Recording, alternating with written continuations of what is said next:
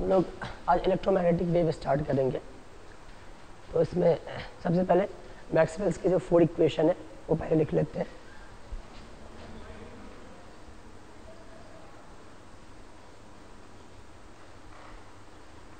Del dot D equal to क्या आता है, rho V volume charge density, del dot B equal to 0 del cross E minus D B by D T. ठीक है, ये Gauss law हो गया। ठीक है, ये मोनोपोल एग्जिस्ट नहीं कर सकता मैग्नेट का। ये फैराडेज लॉ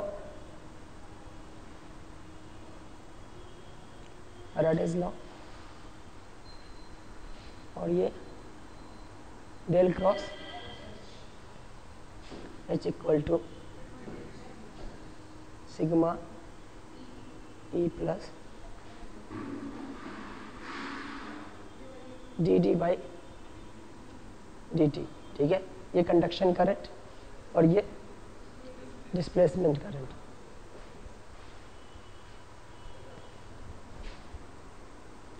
ओके,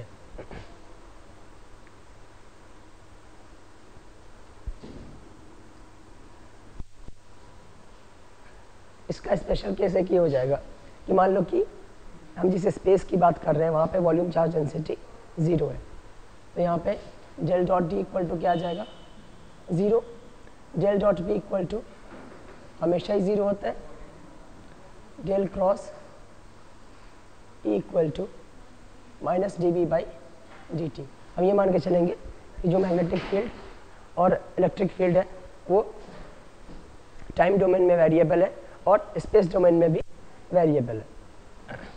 तो ये वेरिएशन स्पेस डोमेन में हो गया और ये टाइम डोमेन में हो गया, तो ये भी नॉन ज़ीरो होगा और ये भी नॉन ज़ीरो होगा। ओके, डेल क्रॉस एच क्या आ जाएगा, अगर हम सिंपल एयर की बात करें, है ना, तो इसकी कंडक्टिविटी हम 0 ले लेंगे, तो ये आ जाएगा del cross H equal to D D by D T.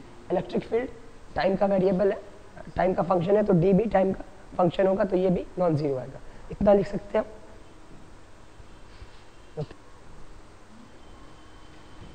अब इन दोनों इक्वेशन का यूज करके हम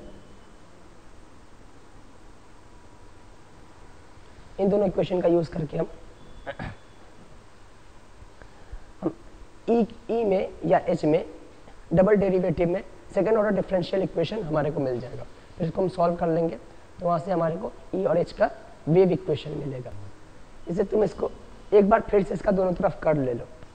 ठीक है, हम लिखेंगे del cross E equal to del cross minus D B by D T. अब डेल क्रॉस ई क्या आ जाएगा, ये कुछ del of del dot E minus del dot del E आ जाता है, A cross B cross C का फॉर्मूला क्या आएगा,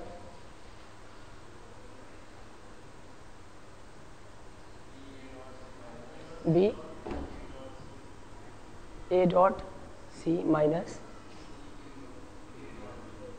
ठीक है, तो इसको आप ए मान लें, ये बी और ये सी। ठीक है ना, तो बी की जगह पे del into A dot C, A की जगह पे डेल्टा और सी की जगह पे ई, तो ये इक्वेशन आ जाएगा। और यहाँ पे क्या आ जाएगा, देखो बी स्पेस में भी वेरी कर रहा है, तो स्पेस डिफरेंशिएशन भी होगा, और टाइम डोमेन में भी वेरी कर रहा है, तो टाइम डोमेन में भी डिफरेंशिएशन होगा। लेकिन ये दोनों डिफरेंशिएशन एक दूसरे से इंडिपेंडेंट है। यहाँ पे तुम क्या कर रहे हो, पहले टाइम रेट कैलकुलेट कर ले रहे हो और फिर स्पेस रेट कैलकुलेट करोगे। तो इसमें ये भी कर सकते हो, पहले स्पेस रेट कैलकुलेट कर लो और फिर टाइम रेट कैलकुलेट करोगे। तो इसमें हम minus D by D T of, इसको डेल क्रॉस बी भी लिख सकते हैं।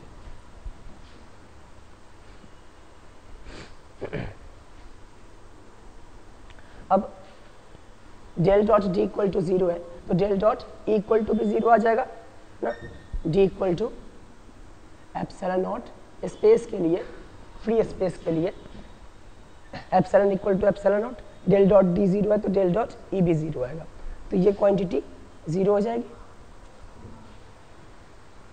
ये 0 होगा, ये माइनस और माइनस कैंसिल हो जाएगा। तो और डेल डॉट डेल को हम डेल स्क्वायर लिखेंगे, लाप्लासियन हो जाएगा ये, del square of E equal to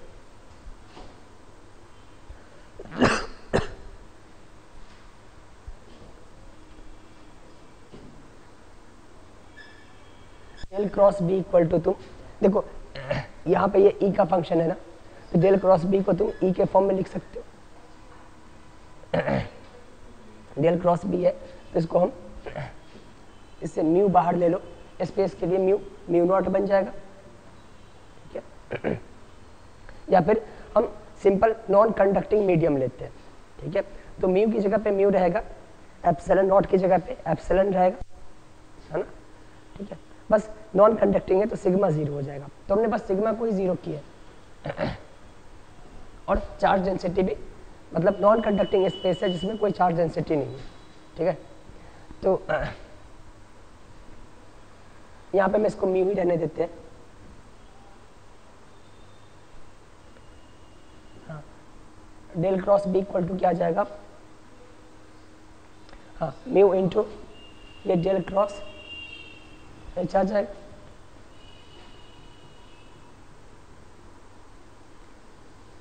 D by D T of del cross H equal to D by D T of D, यहाँ से तुम एप्सिलॉन बाहर ले लो तो ये mu epsilon D two D T square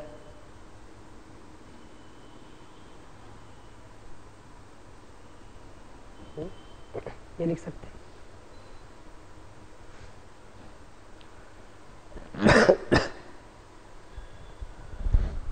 ठीक है, अभी तक ये लिखा। अब इस इक्वेशन में हम बहुत सारे सिंप्लीफिकेशन करेंगे क्योंकि इसका जनरलाइज इक्वेशन डिराइव करना बहुत मुश्किल है। यहाँ पे तीन डायमेंशन का अगर तुम लाप्लासियन लोगे तो बहुत मुश्किल होगा। डेल स्क्वायर को हम ऐसे लिख सकते हैं ना, डेल स्क्वायर यहाँ पे डेल डॉट डेल है, डेल डॉट डेल को तुम क्या लिख सकते हो, डेल इक्वल टू होता है I D by D X plus J D Y plus K D by D Z. इसका डॉट लेना है I D by D X plus J D Y plus K D by D Z और फिर E है आ जाएगा। तो हम del two E del X square plus del two E del Y square plus del two E del Z square ये लिख सकते हो तुम, डेल स्क्वायर ई को। अब हम यहाँ पे एक सिंप्लीफिकेशन ये मान के चलते हैं कि ई जो है वो सिर्फ जेड एक्सिस के साथ वेरी कर रहा है, एक्स एक्सिस और वाई एक्सिस के साथ वेरिएशन नहीं हो रहा है इसका, ठीक है, ये हम मान के चलते हैं। देखो ई का डायरेक्शन क्या होगा, यहाँ पे शायद ई का जो मैग्नीट्यूड होता है ना ये लिया जाता है, ई का मैग्नीट्यूड स्केलर आ जाएगा, ठीक है। और हम ये मान के चलेंगे कि ई का मैग्नीट्यूड जो है ना वो जेड के साथ चेंज हो रहा है। ई का डायरेक्शन कुछ भी हो, ठीक है, ई का डायरेक्शन एक्स वाई जेड किसी भी डायरेक्शन में हो सकता है, लेकिन इसका मैग्नीट्यूड जो है वो जेड एक्सिस के साथ वेरी करेगा, ठीक है। जैसे जेड इक्वल टू 0 पे हो, है ना, ई इक्वल टू मान लिया कि इतना आ गया 2i प्लस जे प्लस के, जेड इक्वल टू 1 पे आ गए, ठीक है, ई इक्वल टू मान लिया क्या हो गया, डबल कर दो 4i प्लस 2j प्लस के 2k। तो हम ये कहेंगे ना कि z को 1 कराने से ये डबल हो रहा है, तो D by D Z equal to क्या हो जाएगा 2 आ जाएगा। इसका मैग्नीट्यूड क्या हो रहा है, डबल हो रहा है, और इसका डायरेक्शन क्या है, ये तो तीनों डायरेक्शन में है। तो अगर ई का मैग्नीट्यूड जेड के साथ वेरी हो रहा है तो हमें एक ऐसा सेंस बनता है ना कि ई का अगर मैग्नीट्यूड जेड के साथ वेरी हो रहा है तो ई का डायरेक्शन जेड की तरफ होगा, ऐसा एक सेंस बनता है। मुझे ऐसा लगा था तो मैं बता रहा हूँ, है ना। ई का डायरेक्शन कुछ भी हो सकता है लेकिन ई का मैग्नीट्यूड जेड के साथ वेरी कर रहा है, तो मेरे ख्याल से यहाँ पे ई का मैग्नीट्यूड लिया जाता है, ठीक है। तो हम ये मान के चलते हैं कि ई का जो मैग्नीट्यूड है वो एक्स और वाई के साथ वेरी नहीं कर रहा है, ठीक है। तो ये टर्म और ये टर्म जीरो हो जाएगा। तो डेल स्क्वायर ई को हम क्या लिखेंगे, D two E by D Z square, ठीक है। ई का मैग्नीट्यूड जेड एक्सिस के साथ चेंज कर रहा है, इसको हम लिखेंगे D two E by D Z square equal to mu epsilon D two E by D T square, ठीक है। फर्स्ट अजम्पशन समझ में आ गया था कि एक्स और वाई के साथ ये चेंज नहीं कर रहा है।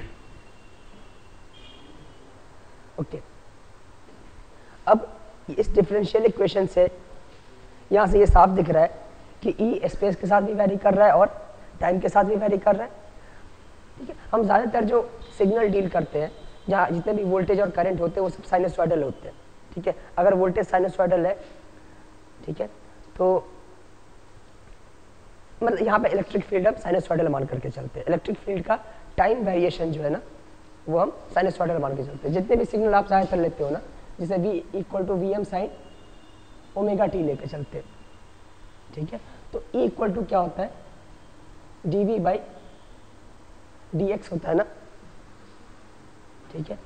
तो यहाँ पे v इक्वल टू तो V M sine omega T है, x के रिस्पेक्ट में डिफ्रेंशिएट करोगे तो टाइम वाले को तो कोई फर्क नहीं पड़ेगा ना। आ रही बात समझ में? ये एक्चुअली कैसा होगा, मान लेते हैं कि ये जो है ये x का भी फंक्शन है ना। तो v इक्वल टू तुम क्या लिखोगे, V X sine omega T.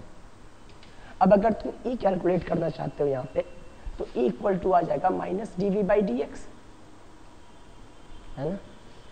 अब ये क्या आएगा, minus D by D X of V X sine omega T. अब x वेरी कर रहा है तो ये तो टाइम है ना, ये x के वेरिएशन के लिए तो ये तो कांस्टेंट है, ठीक है। तो ये क्या आ जाएगा, sine omega T into minus D V X, इसका मैग्नीट्यूड स्पेस का भी फंक्शन है और ये टोटल v टाइम का भी फंक्शन है, तो टाइम सीधे सीधे बाहर आ जाएगा, ये कुछ ऐसा आ जाएगा। अब ये x का जो भी फंक्शन है इसको तुम e इक्वल टू क्या लिखोगे, ई एक्स साइन ओमेगा टी। तो अगर वोल्टेज टाइम डोमेन में साइनसॉइडल है, ठीक है, तो इसका इलेक्ट्रिक फील्ड भी क्या आ जाएगा, साइनसॉइडल आ जाएगा। तो इस पूरी एनालिसिस में हम क्या करेंगे, इलेक्ट्रिक फील्ड को साइनसॉइडल मानेंगे। अब इलेक्ट्रिक फील्ड अगर यहाँ पे साइनसॉइडल है तो E इक्वल टू हम, है ना। अच्छा, इलेक्ट्रिक फील्ड का जो मैग्नीट्यूड है वो Z के साथ भी वेरी कर रहा है ना। तो E का जो टोटल मैग्नीट्यूड होगा वो Z का एक फंक्शन होगा Ez, और टाइम में एक ऐसा फंक्शन है साइनसॉइडल है, तो मैं यहाँ पे साइन ओमेगा टी लिख सकता हूँ, ठीक है। या फिर हम general sinusoidal function sine omega T ना लिख करके मैं यहाँ पे इसको e to power J omega T लिख रहा हूँ, ठीक है। ये कॉम्प्लेक्स साइनसॉइडल फंक्शन हो गया, ठीक है। अब अगर हम ये क्या आ गया, ई जेड का भी फंक्शन आ गया और टाइम का भी फंक्शन आ गया। जेड का कैसा फंक्शन आएगा ये हमें नहीं पता है, टाइम का हमने मान लिया साइनसॉइडल है, इसी के लिए हमारे को एनालिसिस करना है।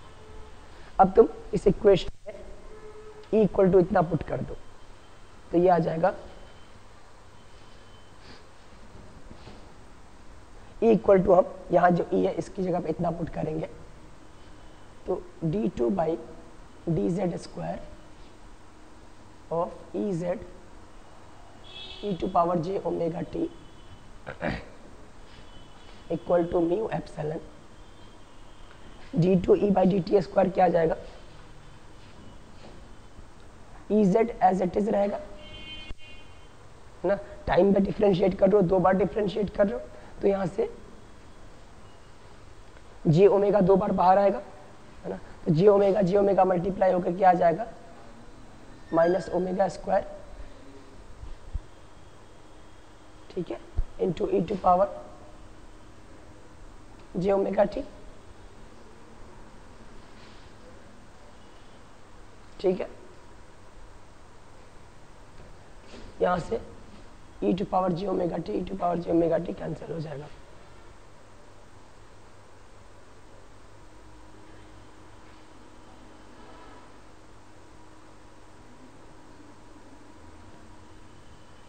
यहाँ पे अभी कैंसिल मत करो, अभी इसको कैंसिल मत करो,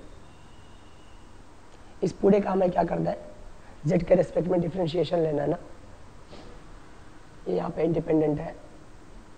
अब तुम इसको ये देखो, इस पूरे का हमारे को डिफरेंशिएशन लेना ना, D by D Z square of E. अब यहाँ पे तुम इसका z के फॉर्म में डिफरेंशिएशन ले रहे हो और e to power J omega T क्या है, इंडिपेंडेंट डी टाइप का फंक्शन है, तो ये बाहर आ जाएगा। इसको हम लिखेंगे e to power J omega T D two D Z square E Z equal to minus omega square mu epsilon E Z E to power J omega T. ठीक है, अब ये चूंकि E to power J omega T ये बाहर आ चुका है, ये कैंसिल होगा। ठीक है, अगर यहाँ पे इसलिए मैंने कट नहीं किया, अगर ऐसे तुम कट कर सकते हो फिर ई जेड को भी कट कर देंगे, फिर तो कोई मतलब ही नहीं रहेगा। ये बाहर आने के बाद कैंसिल हो गया, लेकिन ये ई जेड और ई जेड कैंसिल नहीं होगा। ठीक है, जैसे D Y by D X equal to 3y हो तो वो कैंसिल नहीं होता है ना। अब इसको हम लिखेंगे D two E Z by D Z square plus omega square mu epsilon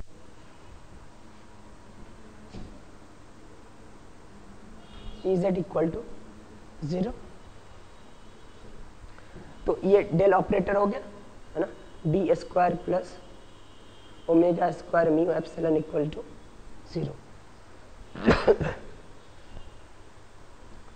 D equal to आ जाएगा plus minus J omega root mu epsilon, है ना।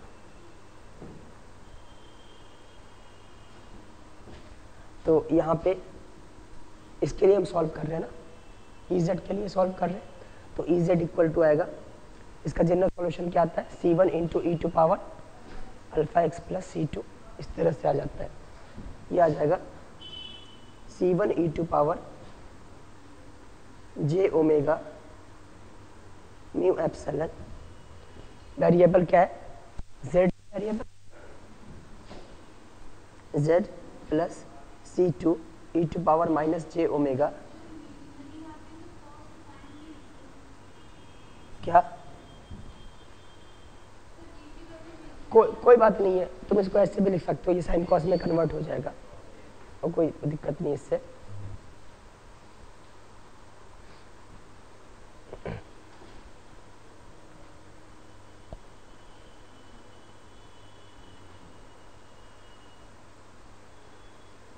ठीक है, इसको हम इतना को हम बीटा मान लेते हैं। ठीक है, इसको मान लेते हैं, इसको बीटा का नाम ही दिया जाता है। ठीक है, ये सब आपको याद हो जाएगा क्वेश्चन सॉल्व करते करते। ई जेड इक्वल टू हम लिखेंगे C1 E to power J beta Z plus C2 E to power minus J beta Z.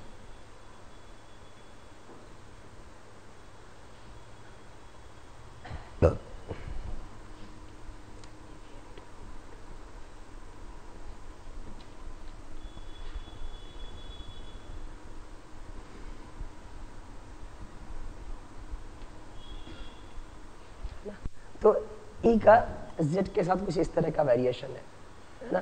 Complete E क्या है, E Z into E to power J omega T. तो complete E को अब आप क्या लिखेंगे, C1 into E to power,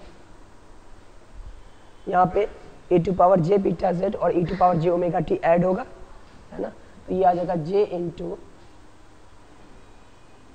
E to power J into omega T plus beta Z.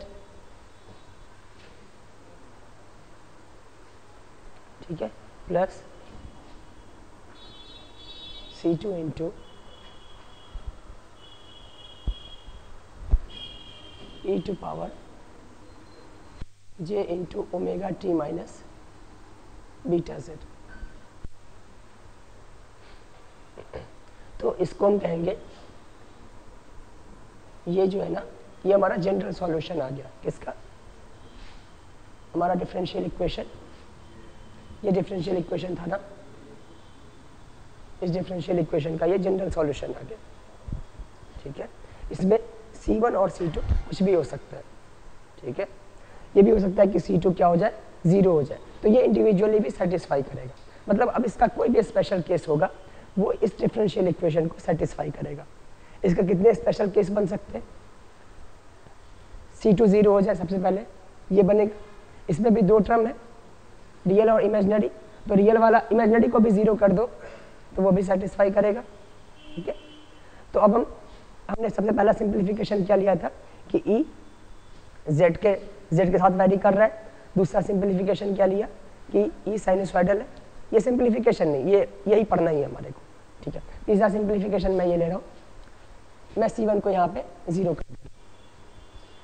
ठीक है,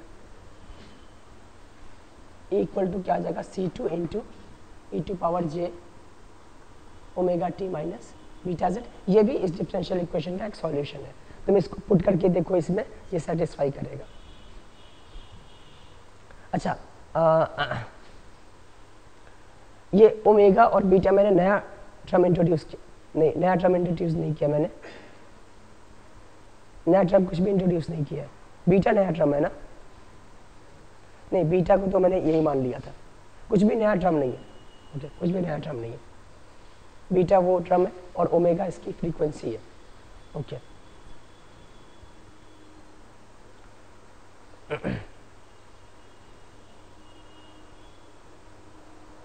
यहाँ से इसमें तुम बीटा पुट कर दोगे तो बीटा और ओमेगा में रिलेशन भी आ जाएगा।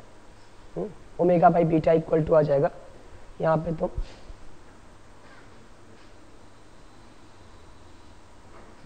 Omega by beta equal to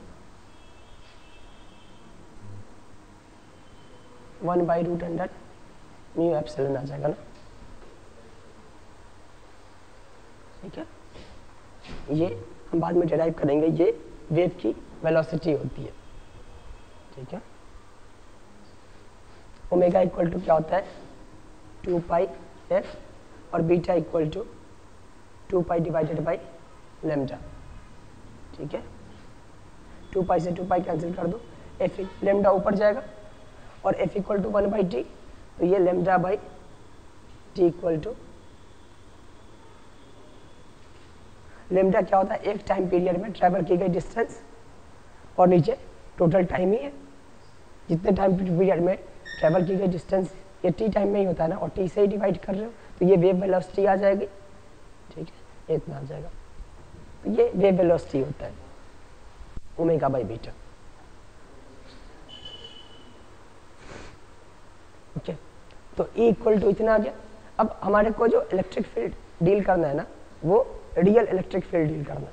हमारे को रियल इलेक्ट्रिक फील्ड पढ़ना है, इसमें रियल भी है और इमेजिनरी भी है, तो इसका हम रियल पार्ट ले लेते हैं। E equal to C2 into, ठीक है, ये आ जाएगा कॉस बीटा z। ठीक है, और C2 की यूनिट क्या होगी, C2 भी एक इलेक्ट्रिक फील्ड होगा ना, इलेक्ट्रिक फील्ड की मैक्सिमम वैल्यू हो जाएगी ये। ठीक है, टोटल टाइम वेरिएशन और z वेरिएशन मिला करके जो मैक्सिमम वैल्यू आएगी वो ये आ जाएगी। तो E इक्वल टू हम लिखेंगे E not into cos omega t minus beta z।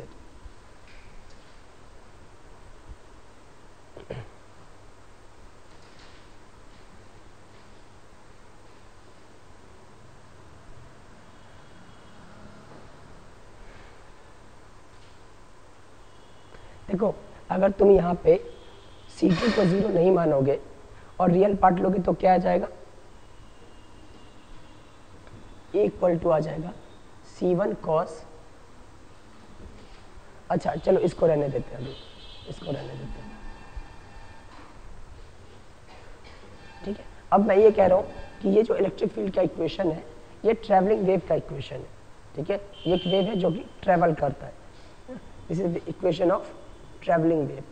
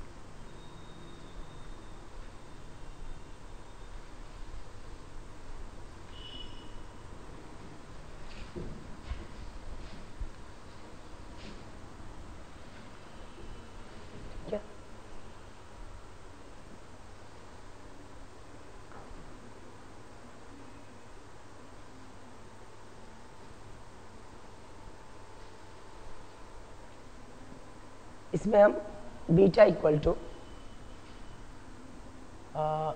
मान लो 2 पाई इंटू 10 टू पावर 4 मान लेते हैं।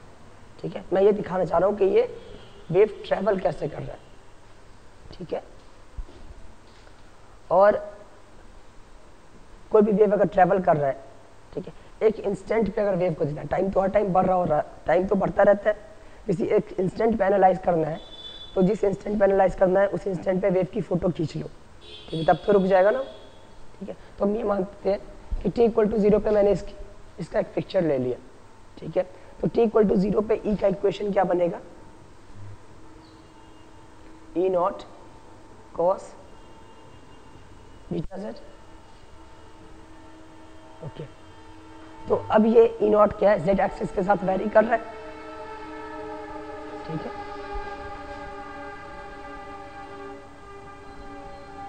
ये मान लो z एक्सिस है ना, और यहाँ पे E का मैग्नीट्यूड है।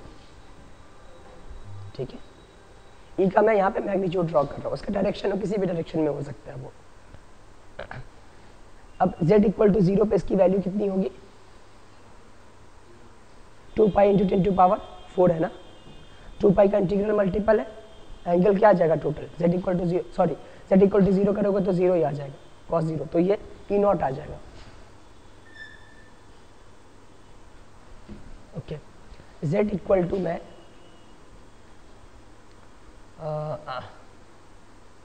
पाई बाई 2 इंटू 10 टू पावर अगर 4 पुट कर दो, अब कितना आएगा z को, अब z हमारे को देखना है कि इसका शेप कैसा होगा, तो z को वेरी करा करके पॉइंट्स देख लो। ठीक है, z इक्वल टू अगर इतना पुट करेंगे तो क्या आ जाएगा, ये 0 आएगा, है ना। बीटा इंटू जेड कितना है, बीटा इंटू जेड इसका एंगल है ना, इसको इससे मल्टीप्लाई करोगे माइनस आ जाएगा ना, 4 कर दो फिर,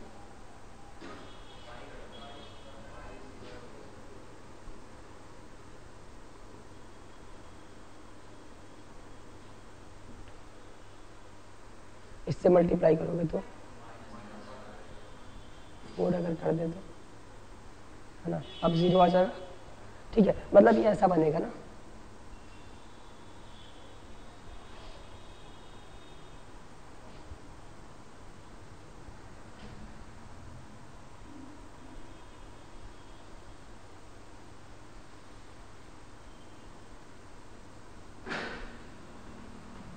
कुछ इस तरह का शेप तुम्हारे को दिखाई देगा।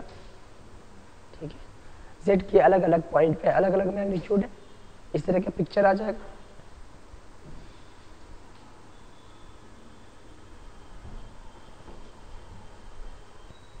यहाँ पे z की वैल्यू कितनी हो जाएगी,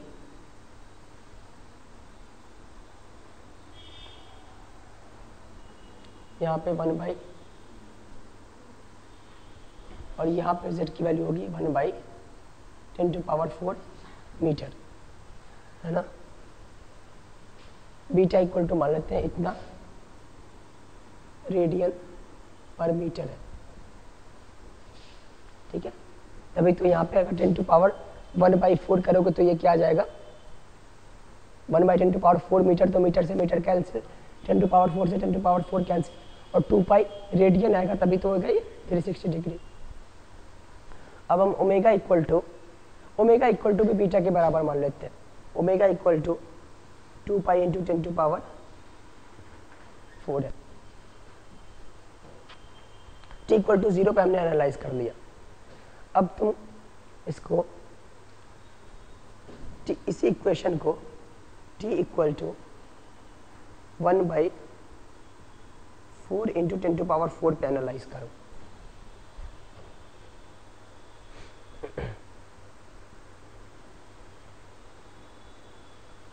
अब तुम्हारे को पिक्चर कब लेना है इसका, t equal to 1/4 into 10 to power 4 second पे।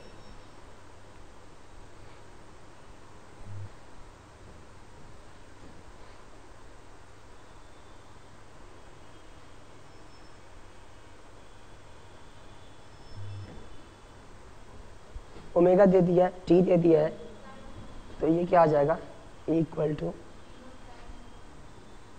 E naught omega into t कितना है, पाई बाई 2 हो जाएगा, तो ये साइन बीटा जेड हो जाएगा, ठीक है। और यहाँ पे कॉस बीटा जेड आया था, ये दोनों की फ्रीक्वेंसी सेम रहेगी, है ना, लेकिन इसका ग्राफ अब क्या हो जाएगा,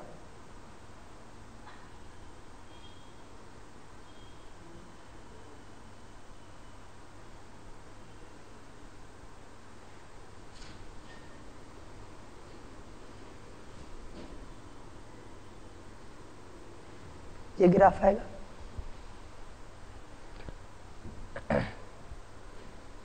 ठीक है, इस पिक्चर के बाद तुम्हारे को ठीक इतने सेकंड के बाद ये पिक्चर मिलेगा, है ना। अब तुम इसी को t equal to 1/2 into 10⁴ second पे इसका ग्राफ प्लॉट करो, z के साथ कैसा वेरिएशन आएगा।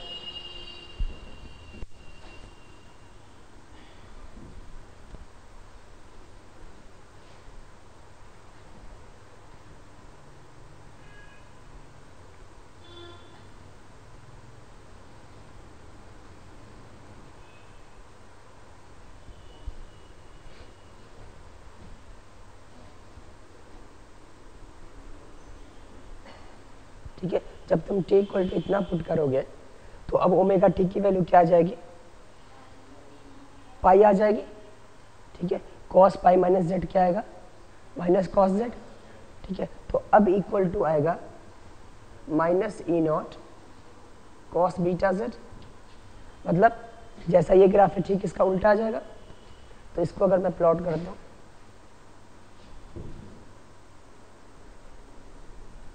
मैं यहाँ पे मैग्नीट्यूड थोड़ा कम दिखा दूंगा, जैसा ये है ना इसका ठीक उल्टा होगा।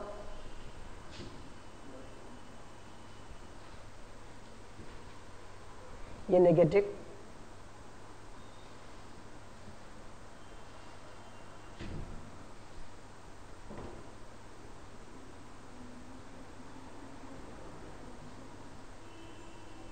कुछ ऐसा शेप आएगा। अब तुम तीनों पिक्चर को एक साथ देखो, ठीक है। इस पिक्चर को देखो, ठीक है ना, इसको देखो और इसको देखो, ठीक है। तुम्हारे को ये फील होगा कि ये पॉइंट इतना मूव किया, फिर ये पॉइंट क्या हो रहा है, मूव कर रहा है, मतलब ये जो शेप है ना, ठीक है, ये वाला पॉइंट मूव करता जा रहा है। और इससे पहले ये कैसा रहा होगा, ऐसा रहा होगा ना। तुम्हारे देखो ये जो लूप है ना, ये मूव करके यहाँ आ गया, फिर ये लूप मूव करके यहाँ आ गया, नेक्स्ट अगर तुम बनाओगे तो फिर ये लूप यहाँ आ जाएगा। तो ये पूरा मूव करता हुआ तुम्हारे को दिख रहा है ना, अगर तुम इसको तेजी से अगर देखो तो, ठीक है। तो हम ये कहेंगे कि ये ट्रैवल कर रहा है, ठीक है। अब तुम इसके ट्रैवल करने की स्पीड पता लगा सकते हो। तुम्हारे को हर टाइम के बाद पता है कि ये इसकी पोजीशन क्या है, इस लूप की पोजीशन क्या है, इस लूप की पोजीशन कहो, या फिर अगर ये पूरा लूप मूव कर रहा है तो इस लूप का हर पॉइंट मूव कर रहा है ना सेम स्पीड से।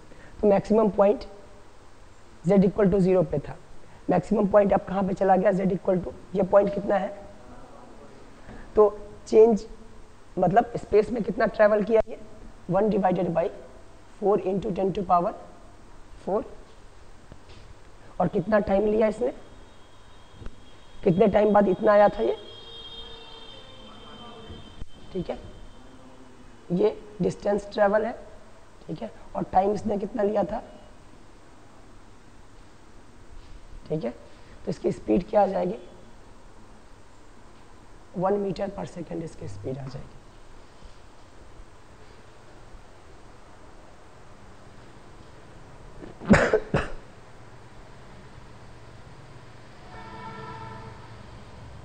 ये प्रैक्टिकल नहीं है। इलेक्ट्रोमैग्नेटिक वेव की स्पीड अप्रॉक्सीमेटली लाइट के बराबर होती है, लाइट की स्पीड के बराबर होती है।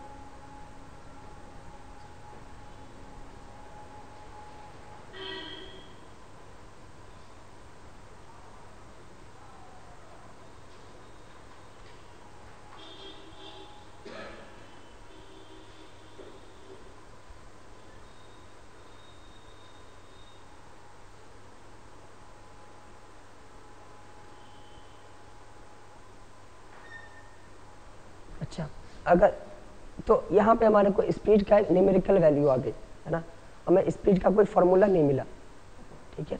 स्पीड का फार्मूला निकालने के लिए हम इस इक्वेशन को फिर से देखेंगे। ये पॉइंट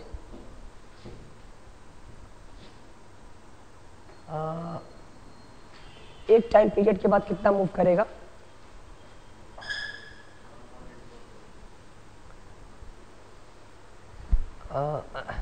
किसी एक वेव में किसी भी दो मैक्सिमम पॉइंट के बीच का जो डिस्टेंस होता है, इसको हम क्या कहते हैं? वेवलेंथ कहते हैं ना इसका, ठीक है। और ये तो इसको हम वेवलेंथ कहते हैं, और ये यहाँ से यहाँ तक मूव कर गया ये पॉइंट, ठीक है। तो ये पूरा फेज कितने से चेंज होगा? चेंज इन फेज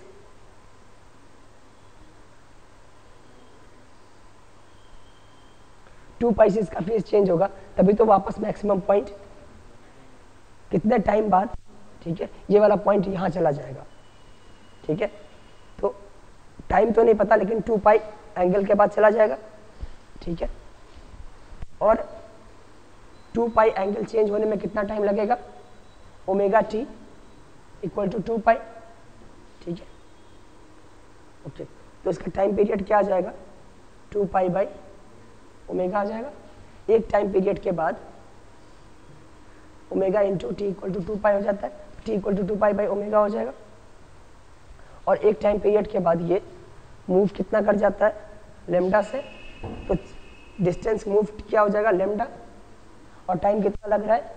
टी, तो वेलोसिटी हो जाएगी लेमडा बाई कैपिटल टी, ये आ जाएगा 2 पाई बाई, नहीं यहाँ से कोई अच्छा रिलेशन नहीं आ रहा, 2 पाई बाई लेमडा बाई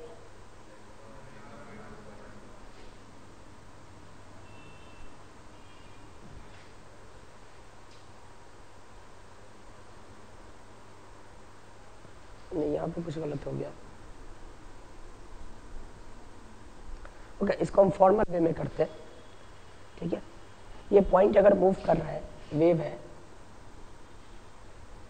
ठीक है, तो अगर ये पॉइंट मूव कर रहा है, इस पॉइंट के करस्पॉन्डिंग ए का मैग्नीट्यूड कितना आएगा? ई नॉट आएगा, ठीक है। तो मान लो कि ओमेगा टी इक्वल, ये ई नॉट कब मिलेगा?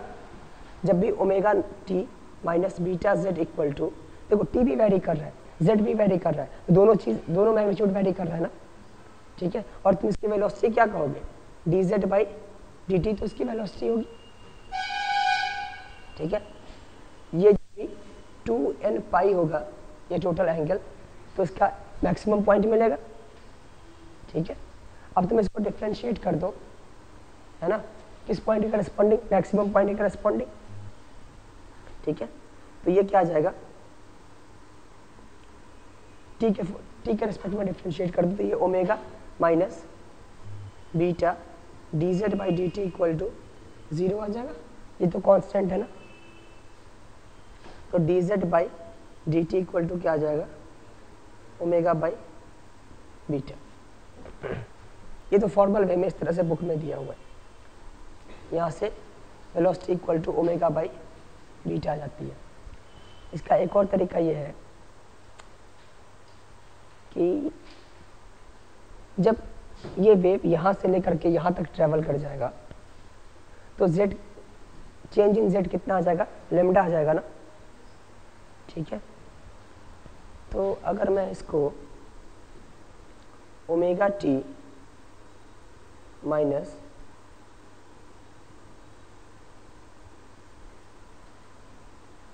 अच्छा, जब ये वेव यहाँ से यहाँ चला आएगा, ठीक है, तो wave change in Z lambda आ जाएगा, ठीक है। और चेंज इन एंगल क्या आएगा? 2 पाई, ठीक है। अब एंगल जेड का फंक्शन कैसे है? बीटा इंटू जेड क्या है ना, जेड जब लेमडा से चेंज होता है तो एंगल कितना से चेंज होता है? 2 पाई से चेंज होता है। तो जेड की मतलब beta into z equal to एक एंगल मिलता है तुम्हारे को हमेशा। जेड को अगर इंक्रीज इन जेड लेमडा कर दोगे तो इंक्रीज इन जेड क्या फाई क्या हो जाएगा? 2 पाई हो जाएगा। तो beta into lambda equal to हम क्या लिखेंगे? 2 पाई। तो यहाँ से बीटा इक्वल टू आ जाएगा 2 पाई डिवाइडेड बाई लेमडा। ये सिंपल लग रहा है, ओके।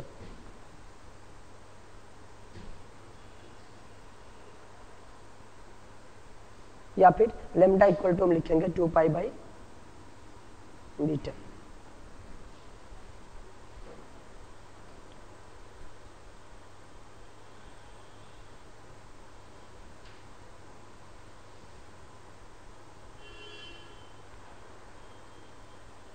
ठीक है, और पॉइंट यहां से यहां तक ट्रैवल कितने टाइम में करेगा?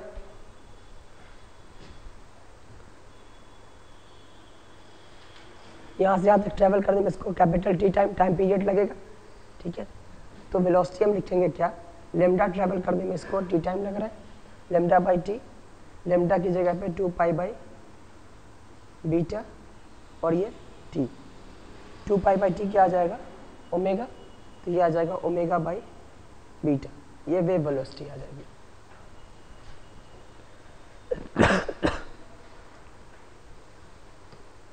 और हमने बीटा क्या मान रखा था जब हम ये इक्वेशन डिराइव कर रहे थे, तो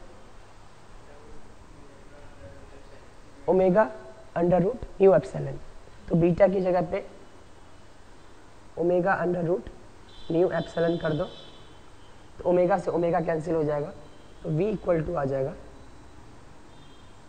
मतलब वेव की जो वेलोसिटी होगी ये फ्रीक्वेंसी से इंडिपेंडेंट है, ये बस उसकी परमेबिलिटी और परमिटिविटी पे डिपेंड करेगा। इस इक्वेशन से हमारे को ये भी पता चल रहा है, इस इक्वेशन से हमने ये ग्राफ बनाया, तुम्हारे को अब इतना पता लग गया होगा कि ये वेव जो है किस डायरेक्शन में ट्रैवल कर रहा है, z के डायरेक्शन में ट्रैवल कर रहा है, z के चेंज होने से इसका फेस चेंज हो रहा है ना, तो इसकी मैक्सिमम वैल्यू को कांस्टेंट करने के लिए टाइम को भी वैरी कराना पड़ेगा, फिर change in z divided by change in time, इसकी स्पीड आ जाएगी, ये z के डायरेक्शन में ट्रैवल कर रहा है। ठीक है, अब अगर यहाँ पे बीटा z ना लिख करके मैं, ठीक है, z प्लस x लिख दूँ, ठीक है, तो ये किस डायरेक्शन में वेव ट्रैवल करेगा, z के डायरेक्शन में भी ट्रैवल करेगा और x के डायरेक्शन में भी ट्रैवल करेगा, क्योंकि x कोऑर्डिनेट चेंज होने से भी इसका फेस चेंज होगा और y कोऑर्डिनेट चेंज होने से भी इसका फेस चेंज होगा। ठीक है,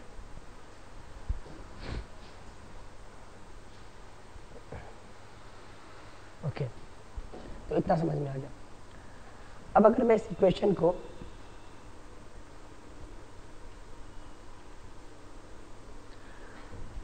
ये बस E का मैग्नीट्यूड को रिप्रेजेंट कर रहा है, मैग्नीट्यूड ऑफ E टाइम और Z का फंक्शन है।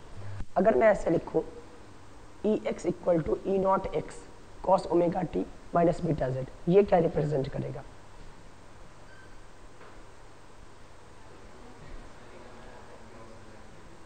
इसका बस इतना मतलब है कि ई एक्स, ई इलेक्ट्रिक फील्ड जो है ना, ये एक वेक्टर है ना, अभी हम इसका बस मैग्नीट्यूड रिप्रेजेंट कर रहे थे, इसके डायरेक्शन के बारे में कुछ नहीं पता था, ये z डायरेक्शन में वेव ट्रैवल कर रहा है, इसका ये मतलब नहीं है कि ई जो होगा वो z डायरेक्शनल होगा, ई का डायरेक्शन कुछ भी हो सकता है।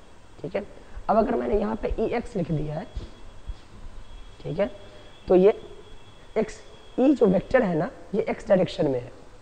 ठीक है, और इसका मैग्नीट्यूड इस तरह से वैरी कर रहा है, जैसे अगर मैं t इक्वल टू 0 पे एनालाइज करूँ तो मैं क्या लिखूंगा, E X equal to E not x cos beta Z. ठीक, तो हम ये मान लेते हैं, अभी मैंने z कोऑर्डिनेट x डायरेक्शन इधर माना था, z कोऑर्डिनेट ऊपर की तरफ मान लेते हैं, और ये x कोऑर्डिनेट मान लेते हैं। ठीक है, t इक्वल टू 0 पे ग्राफ का तुम इसके वेरिएशन का पिक्चर ले रहे हो, तो जैसे इस पॉइंट पे ये z एक्सिस से ऊपर की तरफ, इस पॉइंट पे z इक्वल टू कितना है 0, तो 0 पे e का मैग्नीट्यूड कितना आ रहा है ई नॉट, और e का डायरेक्शन किस तरफ है x की तरफ, तो हम यहाँ पे, ठीक है, मैग्नीट्यूड हाईएस्ट है तो सबसे लंबा वेक्टर बना देंगे। ठीक है, अब जैसे जैसे बीटा इक्वल टू हम मान लेते हैं, beta equal to 2 pi into 100 है ना, तो हम लिखेंगे e not x cos 2 pi into 100 नहीं लेते, सिंपली 2 पाई ले लेते हैं सिंप्लिसिटी के लिए, 2 पाई जेड हो जाएगा। अब z इक्वल टू अगर आप 1/10 मीटर लोगे, है ना, मतलब 100 सेंटीमीटर ले लिया, ये 2 पाई रेडियन है, तो ये ई एक्स इक्वल टू क्या आ जाएगा, e not x cos 2 pi by 10, मतलब 36 डिग्री। cos 36 डिग्री कुछ कम वैल्यू आ जाएगी। ये यहाँ पे z इक्वल टू 0 था, यहाँ पे मान लेते हैं z इक्वल टू 100 सेंटीमीटर है, तो z इक्वल टू 100 सेंटीमीटर पे e का मैग्नीट्यूड कम हो गया, तो इसके वेक्टर की लेंथ कम हो जाएगी, लेकिन वेक्टर का डायरेक्शन किधर रहेगा, x के डायरेक्शन में रहेगा। तो मैं इसको इतना लिखूंगा, ठीक है। फिर अगर मैं z इक्वल टू π/4 कर दूं, π/4 मीटर, ठीक है, तो ये 0 आ जाएगा। इसका ग्राफ जो है ना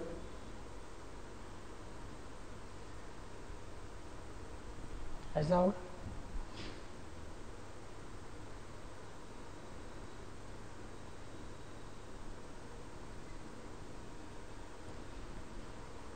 थोड़ी देर बाद ये नेगेटिव होगा, नेगेटिव एक्स का डायरेक्शन पीछे है, तो ये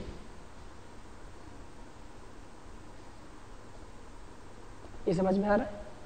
ये एक्स का मतलब इलेक्ट्रिक फील्ड एक्स डायरेक्शनल है और इसका मैग्नीट्यूड जेड के डायरेक्शन में वैरी कर रहा है। और अब तुम टाइम को भी वैरी कराओगे तो यही चीज़ तुम्हारे को ट्रैवल करती हुई फील होगी, जैसे हमने लूप ट्रैवल करता हुआ दिखाया था ना, ये जेड डायरेक्शन में ट्रैवल कर रहा है।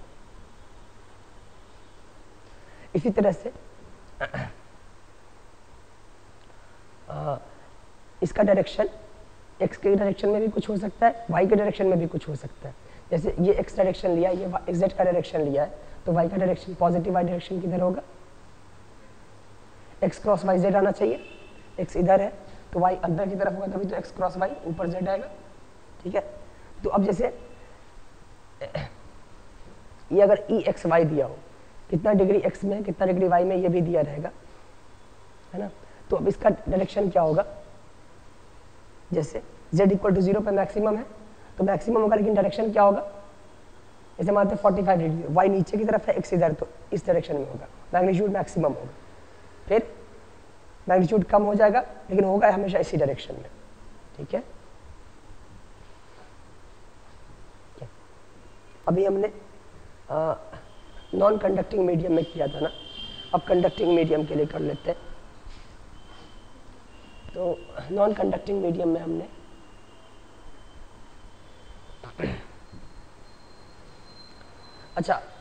नॉन कंडक्टिंग मीडियम में ही हमने E का एक्सप्रेशन निकाला था ना, E इक्वल टू आ गया था E not into sine omega T minus beta Z. इसी तरह से तुम उस डिफरेंशियल इक्वेशन को H के फॉर्म में भी लिख सकते हो। H इक्वल टू आ जाएगा H not sign omega T minus beta Z plus 5, ठीक है। पहले अभी इतना नहीं लिखता हूँ, ठीक है, अभी इसको छोड़ दो, रहने दो, ठीक है।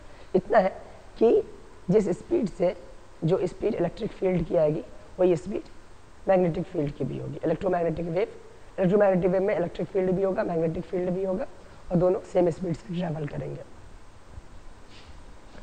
तो जैसे हमने क्या किया था, del cross E equal to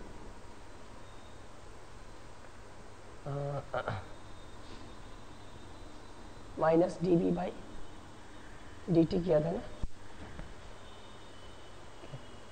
और del cross H equal to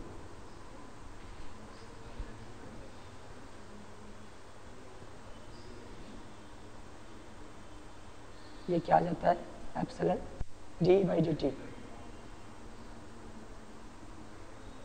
तो या तो हम यहाँ से करें कि जैसे यहाँ पे हमने दोनों तरफ कर ले लिया था, तुम यहाँ पे दोनों तरफ कर ले लो, तो डेल क्रॉस E को तुम इलेक्ट्रिक फील्ड के टर्म में लिख दो, यहाँ से आ जाएगा। या फिर हम ये भी कर सकते हैं कि E ऑलरेडी हमने कैलकुलेट कर ही लिया ना, सीधे सीधे ये इक्वेशन यूज कर लो, del cross H equal to epsilon dE by dt क्या आ जाएगा, टाइम से डिफ्रेंशिएट करोगे तो ये omega E not cos beta Z.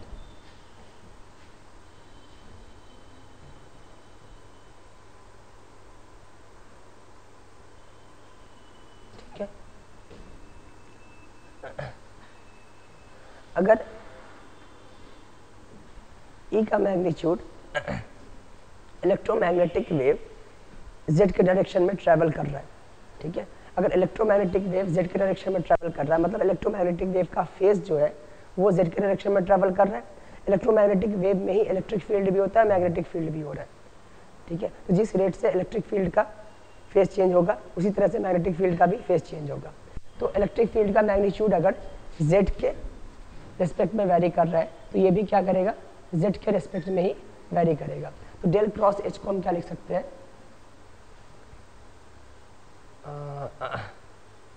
Del cross H को हम ऐसे लिखेंगे,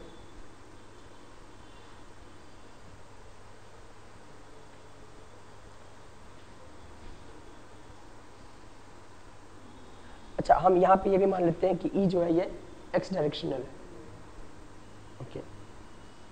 हम डेल क्रॉस H को I J K d i by D x, नहीं यहाँ पे डी बाई डी एक्स होता है, d by d y, d by D z, h x, h y, h z equal to epsilon omega e not x cos omega T minus beta Z, ठीक है।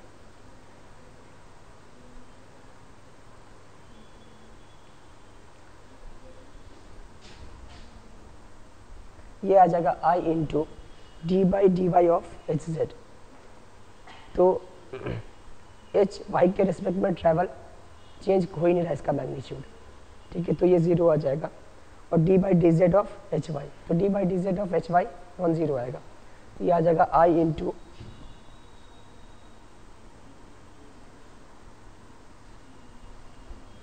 ठीक है। E अगर x directional है तो ज़रूरी नहीं कि एच जी भी हो वो x डायरेक्शनल हो, h का डायरेक्शन नहीं पता। फिर j के लिए हम करेंगे प्लस j इंटू ना, ये और ये हट जाएगा, पहले इन दोनों का हो जाएगा d by D z of H x,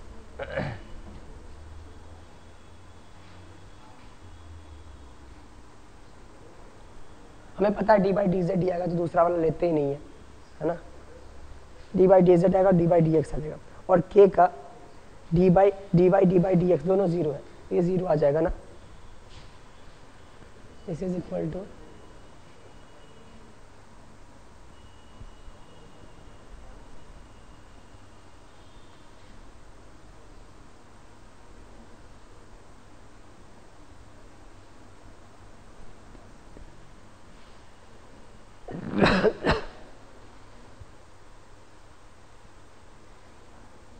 ये तो सॉल्वेबल, ये सॉल्व हो जाएगा।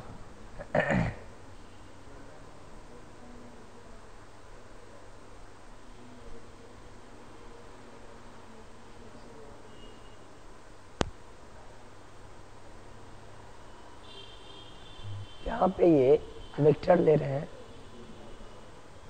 यहाँ पे भी हमारे को ये EX ले रहे हैं, तो चलो EX वेक्टर है,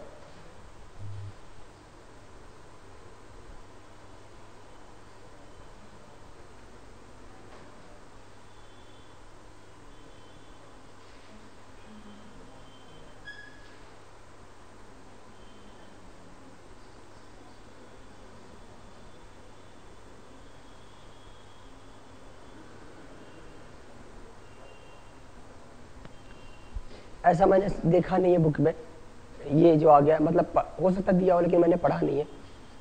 लेकिन अगर तुम यहाँ पे ये वेक्टर आएगा ना, अगर इसका मैग्नीट्यूड ले रहे हो तो यहाँ पे भी EX को आपको वेक्टर लेना पड़ेगा, तो E का X कंपोनेंट लेना पड़ेगा, है ना। तो यहाँ पे जो भी क्वांटिटी है वो X कंपोनेंट है, अगर ये X कंपोनेंट है, ठीक है, तो ये कहाँ से आ रहा है, ये नहीं होना चाहिए ना। इसका मतलब एच एक्स इक्वल टू क्या आ जाएगा, 0 आ जाएगा। यहाँ पे अगर ये आई डायरेक्शनल है ना, ये टोटल आई डायरेक्शनल है, ठीक है, ये जो वेक्टर है ये आई के डायरेक्शन में है ना, मैंने अभी आई के डायरेक्शन में बनाया था, तो ये तो जे वाला कंपोनेंट 0 होना चाहिए, इसको 0 कर दो, ठीक है। और ये आई और ये एक्स कैंसिल हो जाएगा, ये भी आई हो जाएगा ना, ओके, ये आ जाएगा minus D by D z of h y equal to epsilon omega, यहाँ पे बस मैग्नीट्यूड हो जाएगा, वेक्टर जो आई था ना वो कैंसिल हो गया, I naught cos omega T minus beta z. अब तुम इसको इंटीग्रेट कर दो, h y equal to minus epsilon omega e not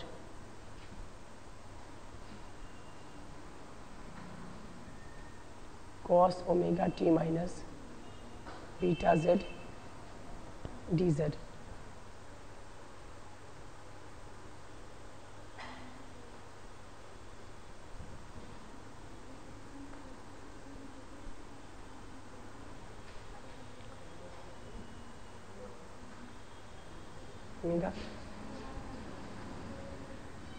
इसका इंटीग्रेशन z के रिस्पेक्ट में कर रहे हैं ना, ठीक है, तो माइनस बीटा नीचे आएगा, ठीक है, टी के रिस्पेक्ट में करते तो ओमेगा नीचे आता और ये आ जाएगा sine omega T minus beta Z, तो ये एच वाई आ जाएगा। मतलब ई एक्स डायरेक्शनल है, एच वाई डायरेक्शनल है और वेव जेड के डायरेक्शन में ट्रैवल कर रहा है, ठीक है। ओके,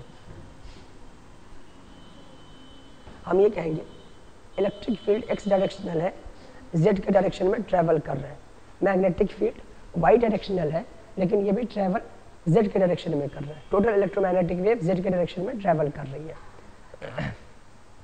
अब इस क्वांटिटी को हम एच वाई को हम इसको एच नॉट लिख सकते हैं,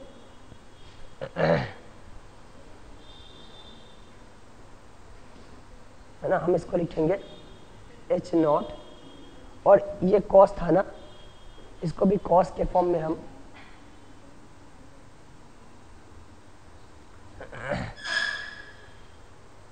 कॉस ओमेगा टी माइनस, ये मुझे कुछ पता नहीं है क्या आने वाला है, ठीक है, मतलब मैं श्योर नहीं हूँ लेकिन ठीक आ रहा है अभी तक जो भी आ रहा है। एच नॉट ओमेगा टी इतना लिख सकते हैं, ठीक है। एच नॉट इक्वल टू क्या है, ये माइनस से माइनस कैंसिल हो जाएगा, epsilon omega e naught by ये क्या है, बीटा है ना, यहां से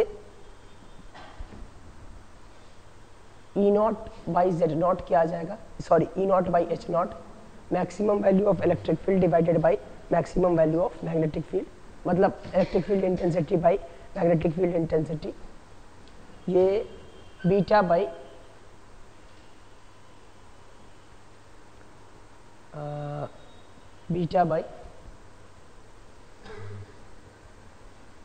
एप्सिलॉन ओमेगा आ जाएगा, ठीक है। बीटा इक्वल टू क्या था, omega root mu epsilon divided by epsilon omega, omega से ओमेगा कैंसिल और ये आ जाएगा root under mu by epsilon e naught by h naught. तो मुझे e naught by h naught का यूनिट बता सकते हो क्या आएगा,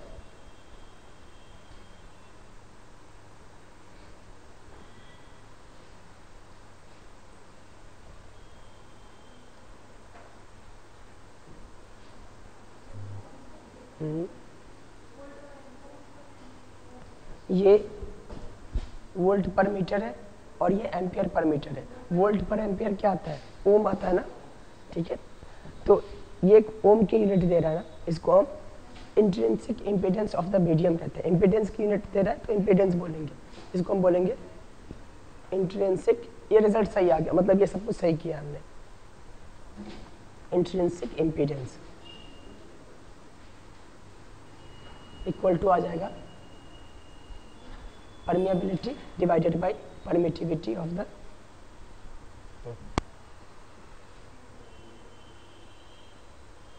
ठीक है।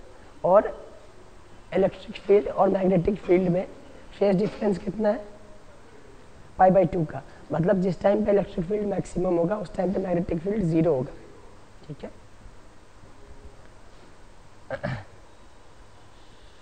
तुम इसको ऐसे भी लिख सकते हो,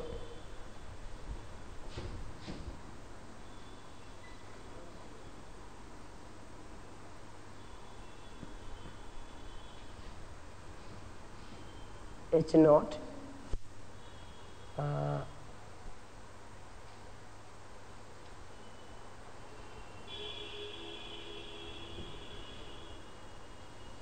ठीक है, H नॉट को हम ईटा से रिप्रेजेंट करते हैं, ठीक है। तो E naught by H naught equal to eta intrinsic impedance आ रहा है, तो H नॉट को हम E नॉट बाई ईटा लिखेंगे, तो इसको हम यहाँ पे लिखेंगे E नॉट बाई ईटा, ठीक है। और एंगल -90 लिख दूँ मैं। अगर मैं इसको इलेक्ट्रिक फील्ड को, इस इलेक्ट्रिक फील्ड को अगर मैं E नॉट एंगल 0 लिख रहा हूँ फेजर फॉर्म में, तो इसका एंगल जो है 90 डिग्री पीछे है ना, और मैग्नीट्यूड E नॉट बाई ईटा है, इसको मैं इतना लिख सकता हूँ, ठीक है। तो अब मैं यहाँ पे इसको ईटा ना कह के मैग्नीट्यूड ऑफ ईटा कह रहा हूँ, ठीक है, मैग्नीट्यूड ऑफ ईटा। और मैं ईटा इक्वल टू,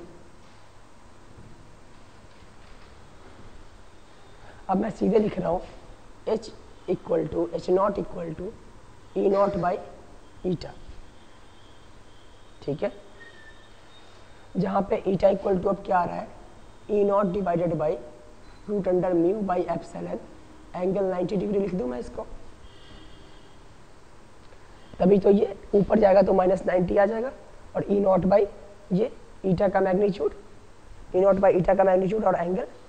तो यहाँ पे ईटा क्या आ गया, जैसे एक इलेक्ट्रिक सर्किट होता है ना, उसमें इम्पीडेंस क्या आता है, उसका एक मैग्नीट्यूड और एक फेजर आता है, ठीक है। वैसे ही ठीक सब कुछ वहाँ बिल्कुल यहाँ पे एनालॉगस होगा। यहाँ पे मीडियम है, मीडियम इतना इम्पीडेंस ऑफर कर रहा है और उसका फेजर क्या है, 90 डिग्री है, ठीक है। अगर इसमें ये कैसा लिया था हमने, नॉन कंडक्टिंग मीडियम लिया था, अगर कंडक्टिंग मीडियम ले लेंगे तो वहाँ पे ये फेज डिफरेंस 90 नहीं आएगा, और ईटा का मैग्नीट्यूड भी म्यू बाई एप्सिलॉन नहीं आएगा, ये सिग्मा का भी फंक्शन बन जाएगा। तो अब हम कंडक्टिंग मीडियम लेते हैं,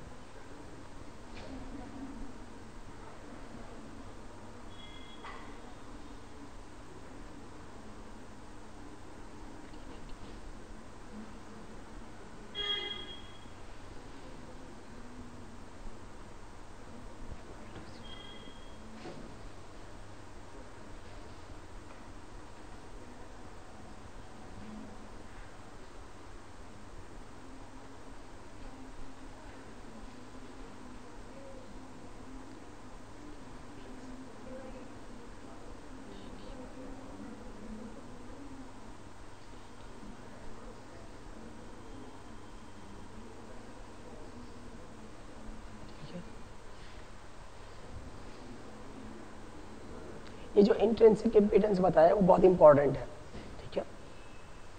ये सब इंपॉर्टेंट नहीं है, हाँ, इसको आपको दोबारा नहीं यूज़ करना पड़ेगा, आपको कुछ भी स्टार्ट करना पड़ेगा वेव इक्वेशन से स्टार्ट करना है। तो इस ये अगर समझ, ये थोड़ा डिफिकल्ट भी है, तो अच्छी बात है, डिफिकल्ट इंपॉर्टेंट नहीं है। इसको हम लिखेंगे सिग्मा ई प्लस ये epsilon D e by D T, है।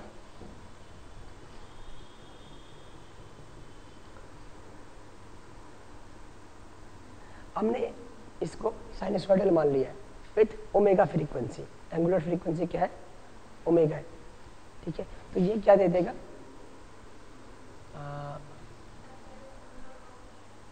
अगर मैं E equal to e to power j, मैं E इक्वल टू फिर से फंक्शन ऑफ z डायरेक्शन में ट्रैवल करता हुआ मान रहा हूँ, ठीक है। इन जनरल वेव किसी भी डायरेक्शन में ट्रैवल कर सकता है, किसी भी डायरेक्शन का ये मतलब नहीं कि y में भी या x में, x और y और z के किसी एंगल में भी ट्रैवल कर सकता है, ठीक है ना। E Z E to power J omega t होगा ना, ठीक है। तो d e by D t क्या आ जाएगा, जे ओमेगा बाहर आ जाएगा और जे ओमेगा इंटू ई हो जाएगा। तो इसको मैं j omega epsilon into e लिख सकता हूँ, है ना। हम लिखेंगे del cross H equal to sigma plus j omega epsilon into e. Okay, अब फिर से यहाँ पे कर्ल ले लो,